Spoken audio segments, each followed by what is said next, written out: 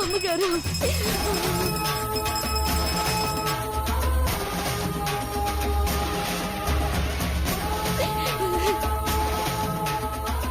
అమ్మగారు, మీకు మొక్కుతా ఏడుకుంటున్నాను.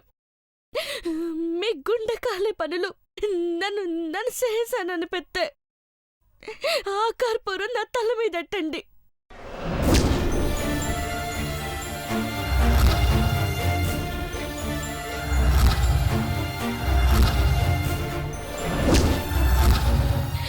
మీ ముందే నిలువెల్ల కాలిపోతానమ్మగారు. మీరు మటుకు ఇట సహి కాల్చుకోద్దమ్మగారు. వద్దు.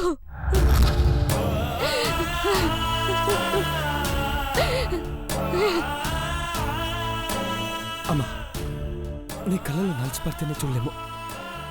కళ్ళ ముందు అలా చేయి కాలుతుంటే తట్టుకోలేనమ్మా. వద్దమ్మా.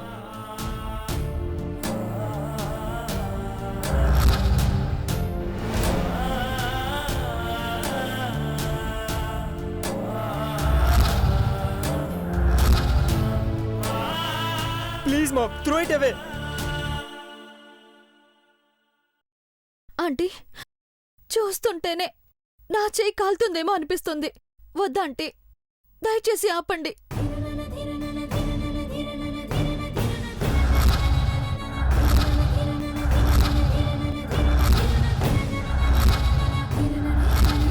అఖిల, వ్రతభంగం అయితే దోష నివారణ కోసం చండీ యాగం చేద్దాం.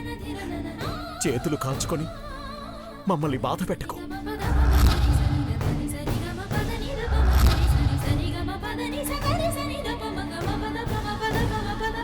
25 ఉపవాసమైనా, అభిషేకమైనా, వ్రతమైనా నిర్విఘ్నంగా నెరవేర్చాను. ఒక్క మాట మాట్లాడకుండానే 30 దేశాల బిజినెస్ కాన్ఫరెన్సుల్లో పవర్ పాయింట్ ప్రజెంటేషన్ ఇచ్చిన దాన్ని.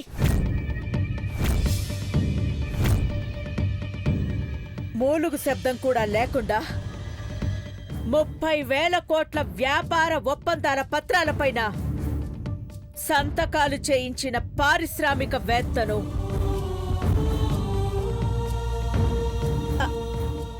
అలాంటిది డ్రైవర్ హనుమంతు కూతురు పార్వతి నోరు తెరిపించాలని, ఆ బంధాన్ని అవతలకు నెట్టి, నియమ నిబంధనల్ని పక్కన పెట్టి, మాట్లాడు పార్వతి అని అరచి మౌనవ్రతానికి భంగం కలిగించుకున్నాను అంటే నా కుటుంబం కోసం ఎంత ఆలోచించానో అర్థం చేసుకోండి.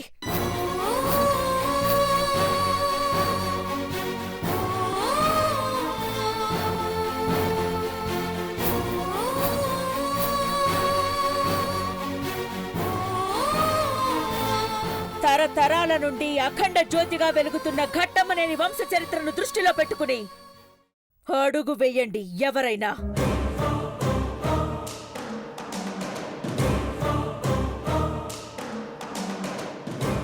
రుద్రపాటి చంద్రముఖి, మాచినేని ఐశ్వర్య, ఈ ఇంటి కోడళ్లగా వస్తున్న మీరు ఏం తెస్తున్నారు అని ఎప్పుడూ అడగను. వచ్చాక చెడ్డ పేరు మాత్రం తీసుకురాకండి అని ముందే చెప్తున్నాను.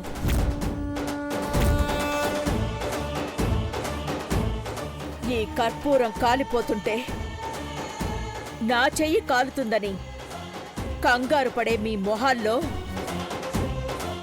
ఈ ఇంటి పరువు ప్రతిష్టలు మంట గలిసిపోతే ఎలా అనే ఆందోళన ఉండాలి.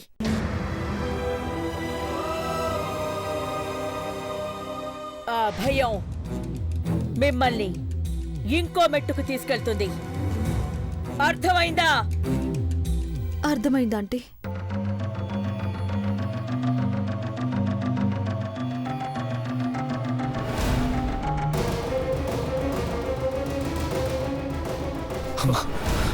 అఖిల, చూడు ఎలా అయిందో.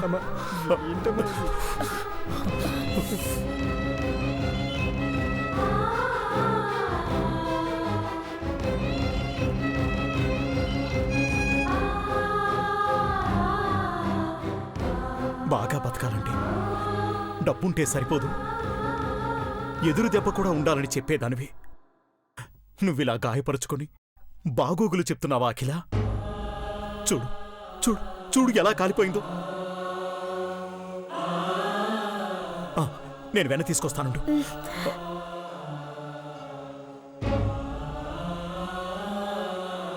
వెన్నలాంటి మనసున్న నా భర్త నాకు శ్రీరామ రక్షగా ఉండగా ఇదేం చేస్తుంది? తగ్గిపోతుందిలేండి.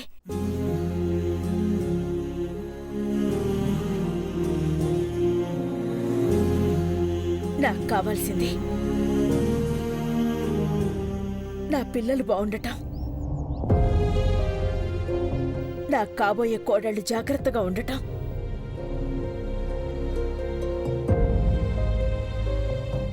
పరువు కోసం ప్రాణాలొదిలే వంశం నుండి వచ్చినప్పుడు ఏ చిన్న తప్పు జరిగినా ప్రాణాలున్నా పోయినట్టే అనిపిస్తుంది.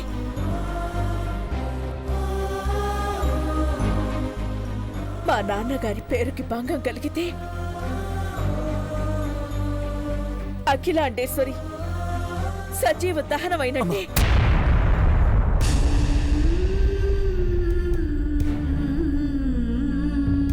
బ్రతకుండగా తాతగారి పేరు పార్చేయనమ్మా.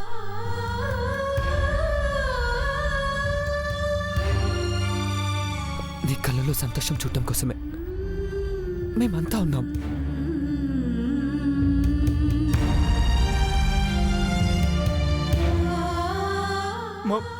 Shall we go to hospital?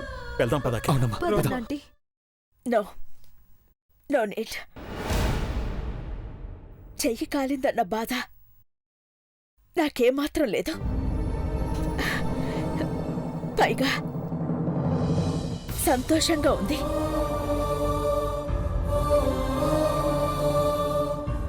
ఈ రోజు నా బిడ్డలు తమ చేతులతో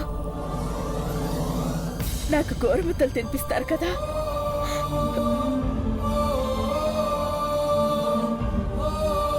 ఇక నుంచైనా ఎటువంటి చెడు ఆలోచనలు చేయరని ఆశిస్తున్నాను. వెళ్దాం పద రండి.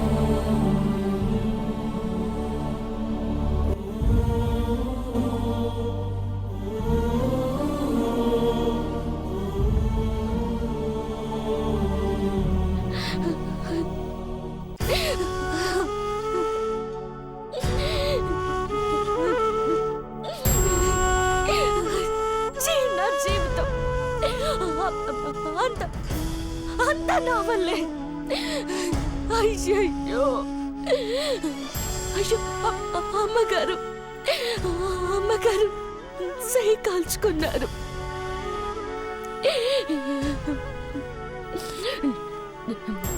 ప్రాణం పోయినా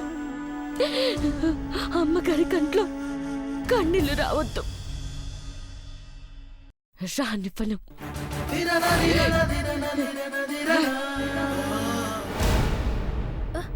సంచుల్లో ఎన్ని సామాన్లని ఎత్తుతాం, ఎంత సరుకును పంపుతాం? ఈసారి కార్లో వేసుకుపోతా. ఏమంటావు సిన్నత్త? సరుకులు కారులో వేస్తారు, నిన్ను కారు కింద వేస్తారు. ఏదో నీ సంసారం బాగుండాలని కందిపప్పు, బెల్లం, చింతపండు ఇలా చేతికి అందినవన్నీ పంపిస్తే నాకు మించిన దురాశ ఎక్కువైందే నీకు. నిన్న రాత్రి సీన్లో నువ్వు లేవు గాని, లేకపోతే అఖిలొక్క ఉగ్ర రూపాన్ని చూసేదానివి. ఇష్యం తెలిసిందిలే. ఆ బక్క పార్వతి పెదబావని ప్రేమిస్తున్నారని సల్లంగా సూడు సామి అని నీళ్లల్లోకి కార్తీక దీపం వదిలేసిందంటగా. మీకు తమాషాగా ఉందా?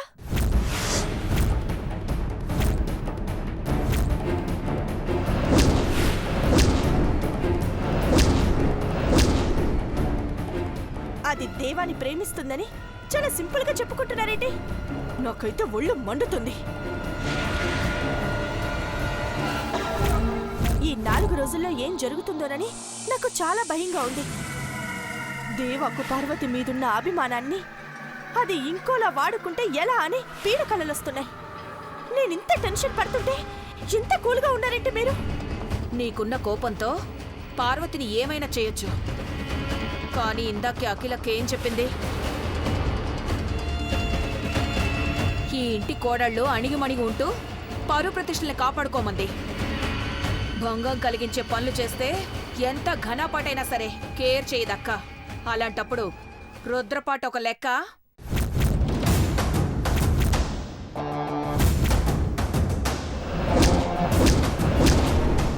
ఈసారి గాని పార్వతిని కొట్టావని తెలిస్తే పెద్ద కోడలకు ఉండాల్సిన గాంభీర్యం, సహనం, దయ లేదని నీ పెళ్లి విషయంలో మళ్ళీ ఆలోచిస్తుంది అఖిలక్క.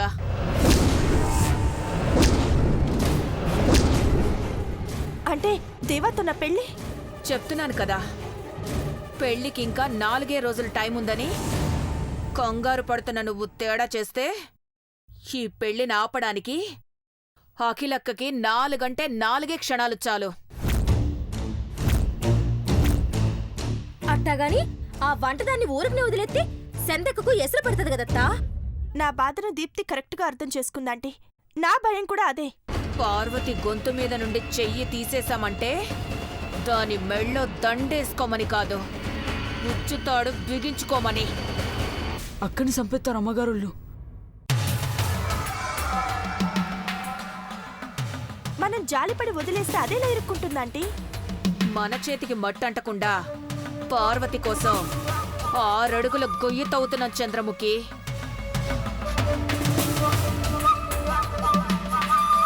నీ పెళ్లి ముహూర్తం దగ్గర పడే కొద్దీ దాని గుండె దాన్ని ఒక చోట నిల్చోనివ్వదు, కూర్చోనివ్వదు, కుదురుగా ఉండనివ్వదు. పందిరి రాట్నం వేసి తోరణాలు కట్టి మేళతాళాలు కొట్టిస్తుంటే పెదబాబు దూరం అయిపోతున్నాడని తాళలేక, గుండె నొప్పిని తట్టుకోలేక దేవాని ప్రేమిస్తున్నానని బర్స్ట్ అవుతుంది. ఆ విషయం తెలియగానే మేగోటి హనుమంతు దాన్ని మెడకు తాడి కట్టి ఊరేస్తాడు.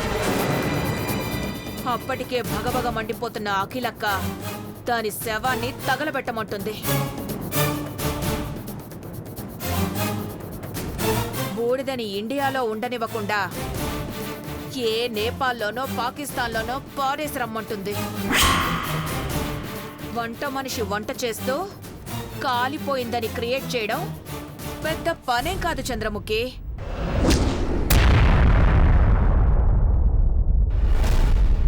నువ్వు చెప్పింది జరగాలంటే ప్లాన్ ఉండాలి కదత్తా. సింపుల్ ప్లాన్, దానికదే చంపుకునే ప్లాన్. ఏంటది?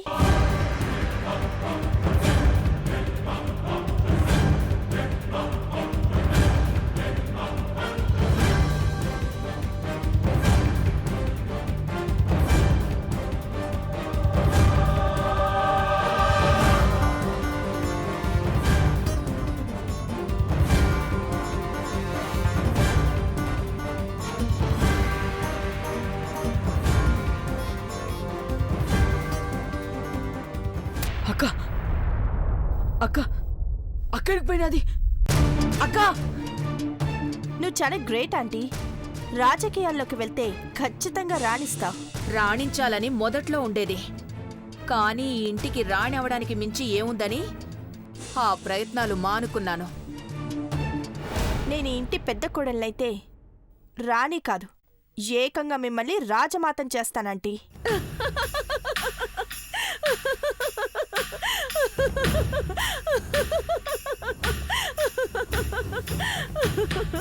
నా రుణం అలా తీర్చుకుంటున్నావు అన్నమాట.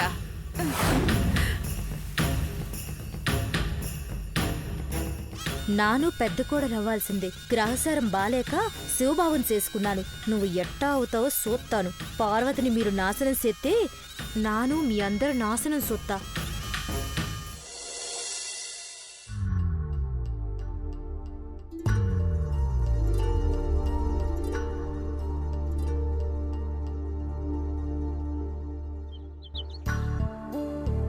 మహి, ఇంటి దగ్గర నుండి ఇంత దూరం తీసుకొచ్చి ఏం మాట్లాడకుండా అటుమొహం పెట్టుకుని ఉన్నావేంట్రా? నీకు మొహం ఎలా చూపించాలో తెలియట్లేదు ఐష్.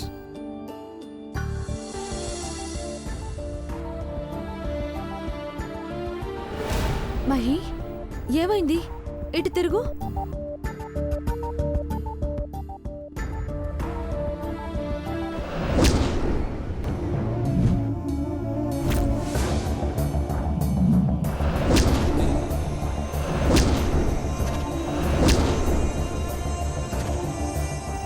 Mahi, what happened? నన్ను ఏడిపించేవాడివి, అలాంటిది నువ్వేడుస్తున్నావేంట్రా? ఏమైందో చెప్పు. తిట్టుకోవడం కొట్టుకోవడం ఆపేద్దాం ఐష్. ఒకరినొకరు గౌరవించుకుందాం, మర్యాదగా బ్రతుకుదాం. నేను మారిపోయానని ఒక్క మాట చెప్తే అయిపోతుంది కదరా, ఇన్ని చెప్పాలా? నేను మారలేదు ఐశ్వర్య, విసిగిపోయాను. నా ప్రవర్తన మీద నాకే జాలి, అసహ్యం, రోత అన్నీ పుట్టాయి. అవన్నీ తలుచుకుంటూనే నిజంగా బాధేస్తుంది. అంతకంటే ఎక్కువగా 4 రోజుల్లో, కేవలం 4 రోజుల్లో పెళ్ళంటే, అది కూడా నీతో అంటే భయం వేస్తుంది ఐశ్వర్య.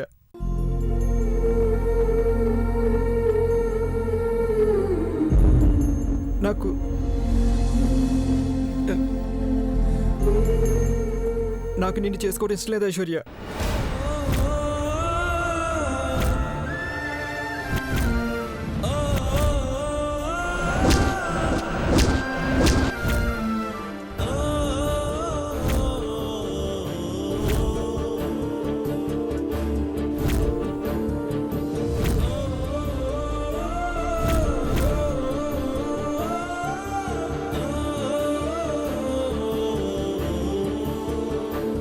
ఎంగేజ్మెంట్ అయిన జంట ఇంత దూరం ఎవరు లేని చోటుకు వచ్చారంటే రొమాంటిక్గా మాట్లాడుకుంటారు, ముద్దు పెట్టుకుంటారు. కానీ ఇలా అలా నువ్వంటే ఇష్టం లేదని మళ్ళీ మళ్ళీ చెప్పరు. I'm sorry Aish. ఏం మాట్లాడుతున్నావు మహి? రేపు తెల్లారితే నన్ను చందుని పెళ్లి కూతుళ్ళను చేస్తుంది మా అమ్మ. పెళ్లికి ముందు 3 రోజు వధు కొంగులో వడి బియ్యం పోయాలని తంతు పెట్టుకుంది.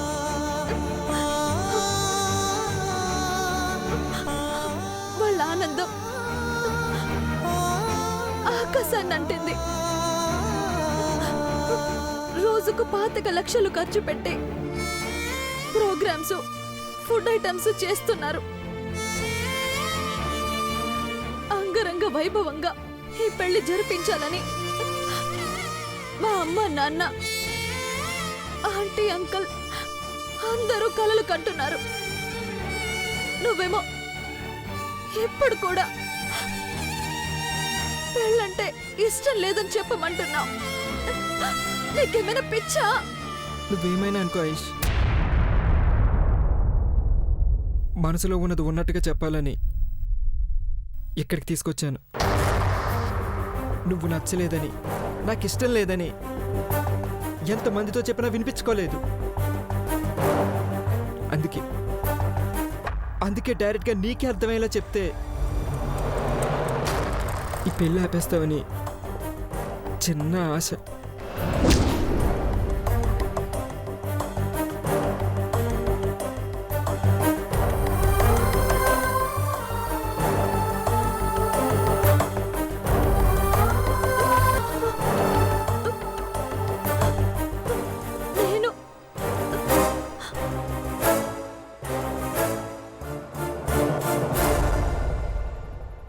మన పెళ్లి ఆపేయాలా?